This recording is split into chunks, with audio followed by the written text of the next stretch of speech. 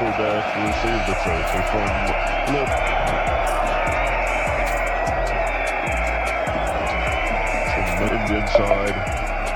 ये कहानी है आज से लगभग 41 साल पहले की, जब भारत का एक योद्धा, भारत का एक अकेला शेर अपनी टीम की इज्जत बचाने के लिए उस दिन 45 डिग्री तापमान के अंदर अकेला खड़ा रहा, अकेला बल्लेबाजी करता रहा। और जब तक बल्लेबाजी करता रहा कि भाई जब तक उसकी टीम विश्व विजेता ना बन गई हो। पर किस्मत खराब थी उन 140 करोड़ हिंदुस्तानियों की कि वो इस महान बल्लेबाज की पारी को नहीं देख सके।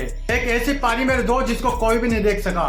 उस महान बल्लेबाज की इस महान पारी को केवल उन्हीं लोगों ने देखा जो उस दिन स्टेडियम में मौजूद थे। उस बल्लेबाज की वो ऐतिहासिक पारी इतिहास के पन्नों में उस दिन सोने के अक्षरों में हमेशा हमेशा के लिए दर्ज हो गई।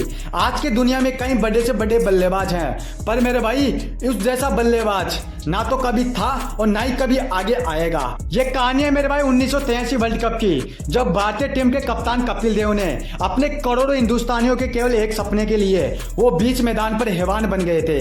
18 जून 1983 को भारत का मुकाबला जिम्बाब्वे के साथ होता है। भारत इस मुकाबले में इस प्रकार इस मुश्किल स्थिति में पहुंच चुकी थी कि अगर वो ये मैच यहां से हार जाती ना मेरे दोस्त, तो वो सीधा वर्ल्ड कप से बाहर हो जाती। मतलब साफ था कि भारत के लिए मैच डू और डाई का बन गया था। कपिल देव ने टॉस जीता और पहले बल्लेबाजी करने का फैसला लिया।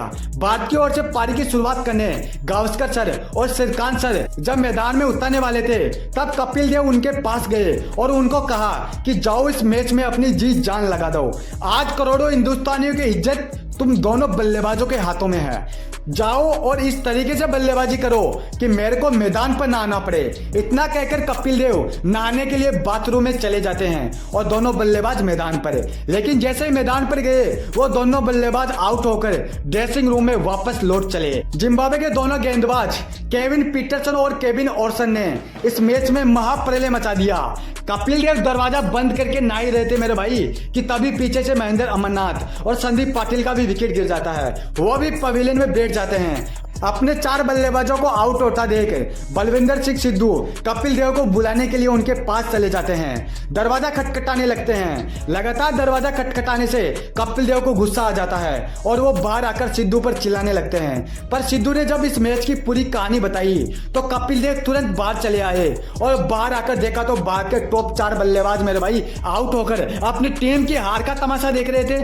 कपिल देव ने जब उनसे स्कोर पूछा तब सिद्धू ने बताया कि सर 17 रन पर 4 विकेट। यह सुनकर कपिल देव हिल जाते हैं। उन्होंने तुरंत भारत की जर्सी पहनी और बल्लेबाजी के लिए तैयार हो गए। कपिल देव जब मैदान पर बल्लेबाजी करने के लिए उतर रहे थे, तब जिम्बाब्वे के खिलाड़ियों का ये जश्न, उनके फैंस का ये सेलिब्रेशन बताने के लिए काफी था कि उन्होंने भारत की जीत को छीन लिया है। मैदान पर अब कपिल देव और उनके साथी यशपाल शर्मा मौजूद थे, लेकिन उस दिन यशपाल शर्मा भी अपने कप्तान का साथ छोड़ देते हैं।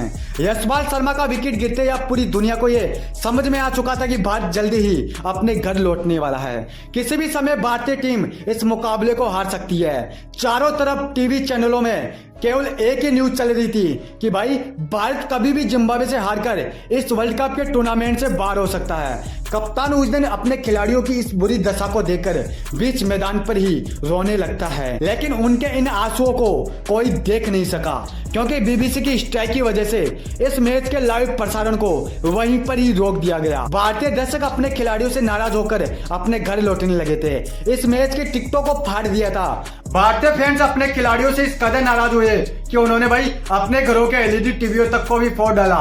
लेकिन मेरे दोस्त कहानी अगर यहीं पर ही खत्म हो जाती तो आज कपिल देव का नाम इतिहास के पन्नों में अमर नहीं हो पाता। कप्तान जिसके आंखों में आंसू थे, उस कप्तान ने अपने आंसुओं को पूछा और गहरी सांस लेकर अपनी टीम की इज्जत बचाने के लिए, अपने फैंस के सपने के लिए बीच मैदान पर इतिहास रचने के लिए तैयार हो जाता है। जिम्बाब्वे के गेंदबाज बार बार कपिल देव को उकसा रहे थे, लेकिन उनको क्या पता था कि उनकी यह हरकत आगे जाकर उनके लिए कितनी भारी पड़ने वाली है।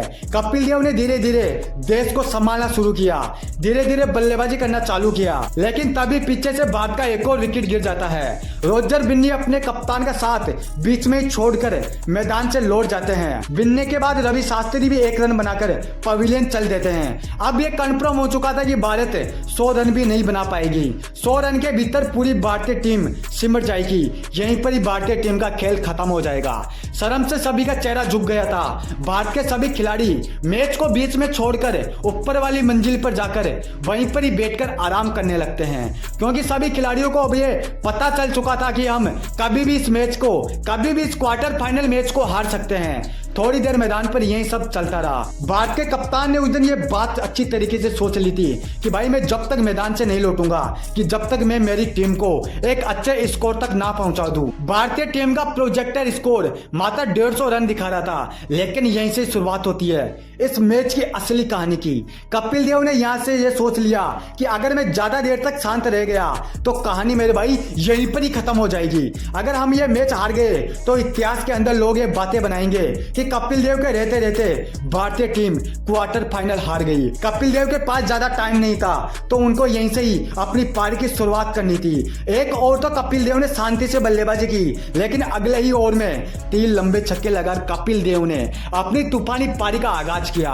अब हर एक गेंद के बाद, हर एक ओवर के बाद भारत एक विशाल स्कोर की ओर बढ़ रहा था। कपिल देव ने एक ही ओवर में एकदम से इस मैच को ही पलट कर रख दिया था। भारत के जो अन्य बल्लेबाज अपनी आंखों के सामने अपनी टीम की हार को बर्दाश्त नहीं कर पा रहे थे, जो खिलाड़ी ड्रेसिंग रूम की ऊपर वाली मंजिल में जाकर बैठे बैठे अपनी टीम की हार का इंतजार कर रहे थे, इस मंजिल के जब शीशे टूटकर बिखरने लगे तब सभी ने बाहर आकर देखा कि ये हो क्या रहा है। कौन इतनी तेजी से बॉल फेंक कर मार रहा है कि भाई खिड़कियों के शीशे ही टूटने लगे।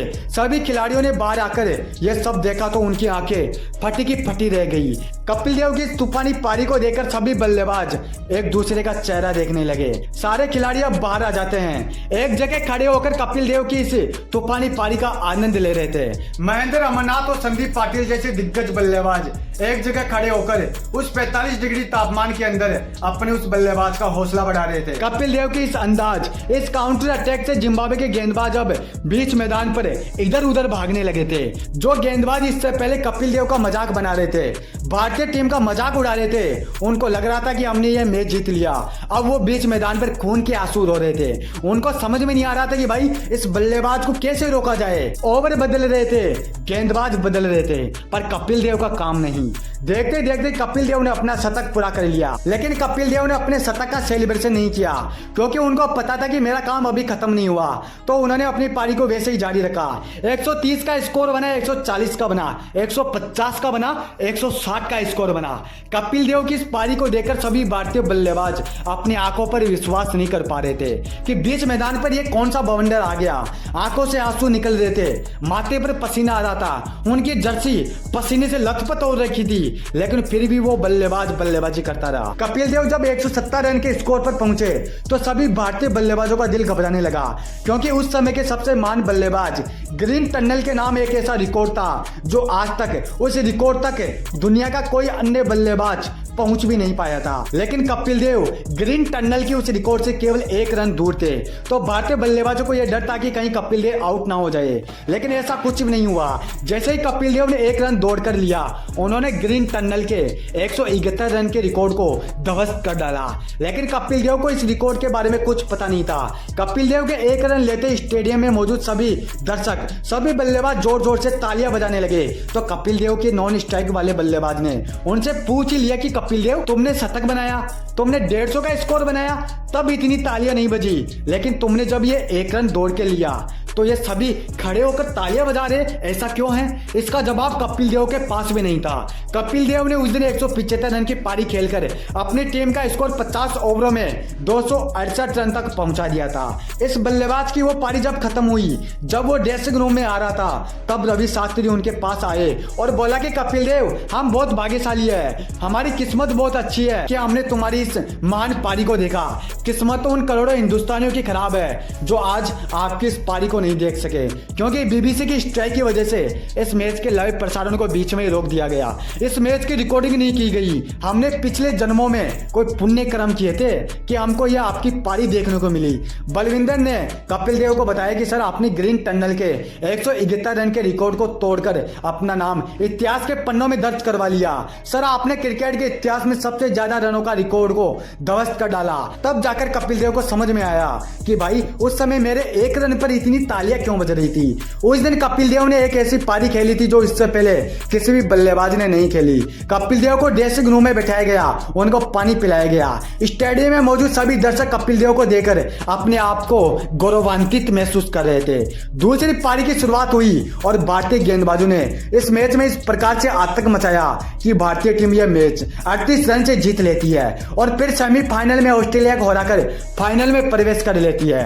उस दिन कपिल देव ने 175 रन की पारी खेलकर संपूर्ण विश्व के लोगों के सामने अपने कद को और ऊंचा करवा लिया। मेरे भाई ये थी 1983 वर्ल्ड कप की संपूर्ण कहानी। अगर तुम भी एक सच्चे भारतीय हो, क्रिकेट से प्यार करते हो, तो कपिल देव की इस पारी को एक लाइक करके मेरे चैनल को जरूर सब्सक्राइब कर लेना।